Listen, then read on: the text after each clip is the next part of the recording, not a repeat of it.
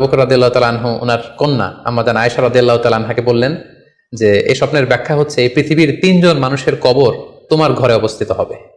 সুবহানাল্লাহি বিহামদি।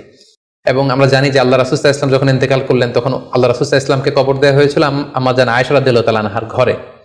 এবং তখন আবু বকর রাদিয়াল্লাহু তাআলা আনহু বলেছিলেন যে আয়েশা, তোমার কি মনে আছে তুমি যে একটা স্বপ্নের ব্যাখ্যা আমার কাছে জানতে চেয়েছিলে যে 3টি আকাশের চাঁদ তোমার ঘরে খসে পড়েছে, এই দেখো আল্লাহ রাসূল সাল্লাল্লাহু আলাইহি ওয়াসাল্লামের কবর তোমার ঘরে হয়েছে, তুমি জেনে রাখো যে 3টা চাঁদের শ্রেষ্ঠ চাঁদ হচ্ছে এটি।